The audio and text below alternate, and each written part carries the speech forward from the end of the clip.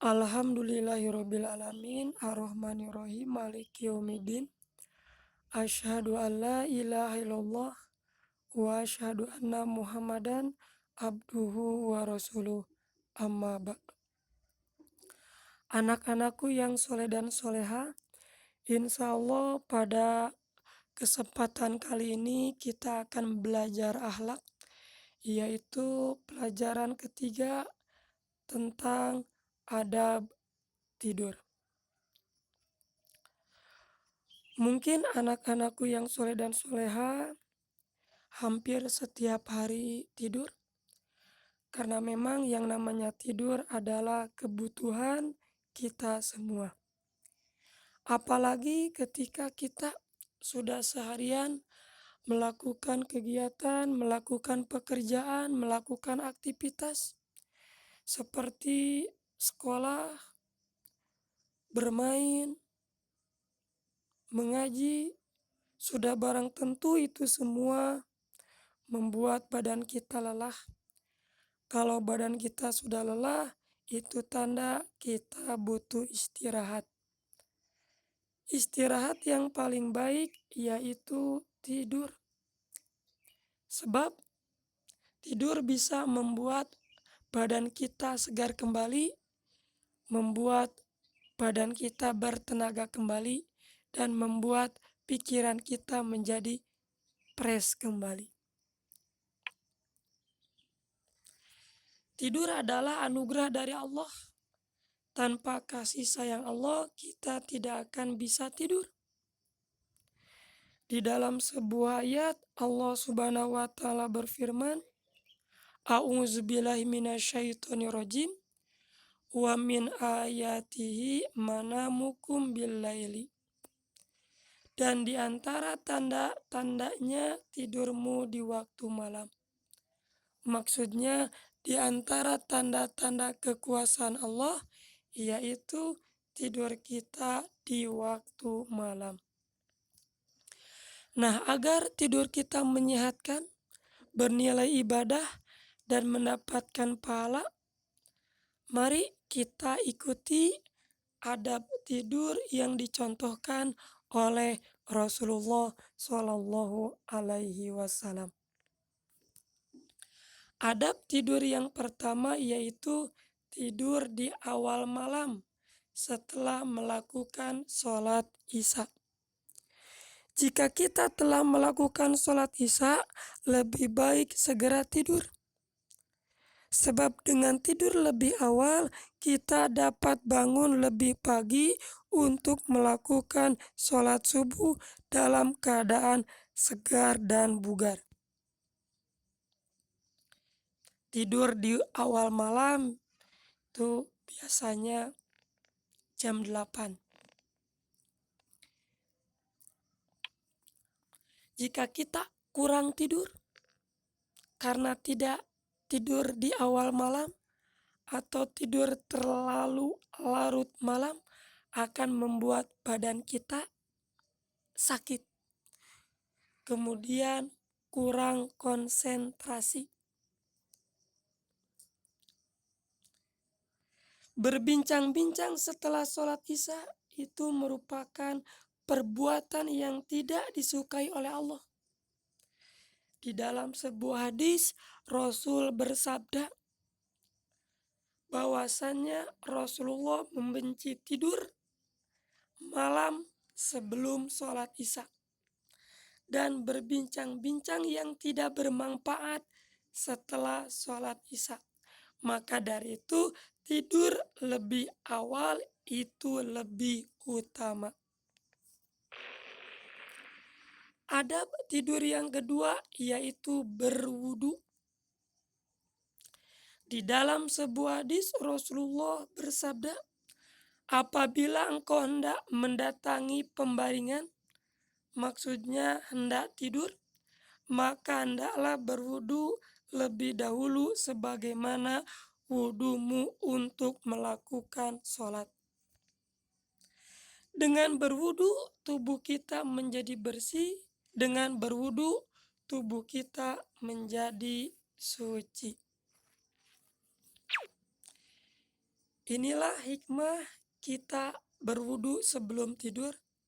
Di dalam sebuah hadis, Rasulullah bersabda, "Barang siapa yang tidur dalam keadaan suci, maka para malaikat tidur di sisi kepalanya. Dan ketika ia dibangunkan, pasti didoakan oleh malaikat." Bagaimana doanya? Ya Allah, ampunilah hambamu ini. Adab tidur yang ketiga apa? Membersihkan tempat tidur. Sebelum kita tidur, bersihkan dulu tempat tidur kita. Supaya kita tidur dalam keadaan nyaman.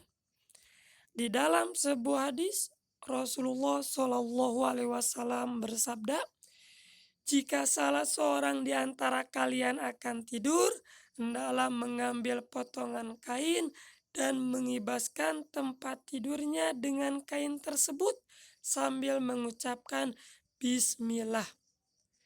Karena ia tidak tahu apa yang terjadi sepeninggalnya tadi." Adapun adab tidur yang keempat, menutup pintu, menutup jendela, menutup wadah makanan, wadah minuman, mematikan lampu, dan mengunci pintu. Itu yang harus kita perhatikan sebelum kita tidur. Sebagaimana dalam sebuah hadis, Rasul bersabda, "Matikanlah lampu-lampu kalian jika kalian hendak tidur, dan tutuplah pintu-pintu, serta tutuplah bejana, serta wadah-wadah makan dan minum kalian." Adab tidur yang kelima yaitu berdoa sebelum tidur. Mungkin adik-adik sudah pada hafal bagaimana doanya? Yaitu Bismika Allahumma ahya wa amut. Dengan menyebut namamu ya Allah, aku dihidupkan dan aku dimatikan. Ada juga doa sebelum tidur yang lebih panjang. Nah ini,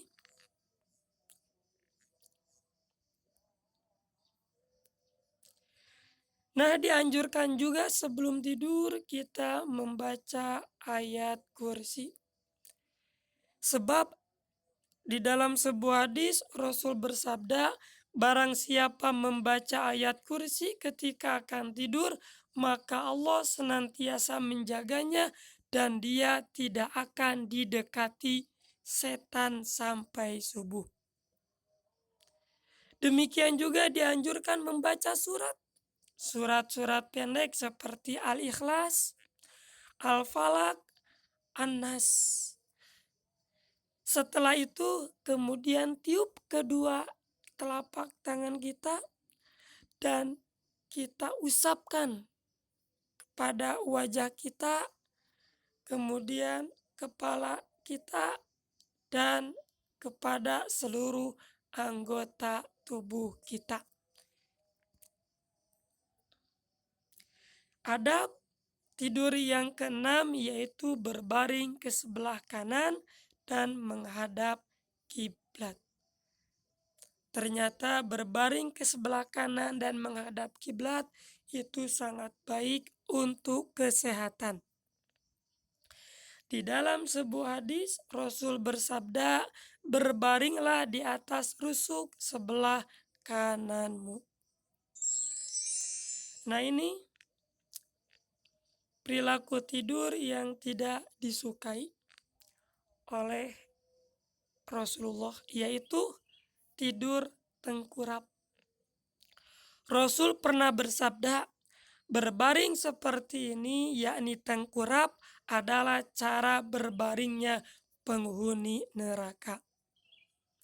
Bahkan dalam hadis lain, sesungguhnya posisi tidur tengkurap itu adalah posisi tidur yang dimurkai oleh Allah Azza wa Jalla. Itulah 6 adab tidur Rasulullah Shallallahu Alaihi Wasallam.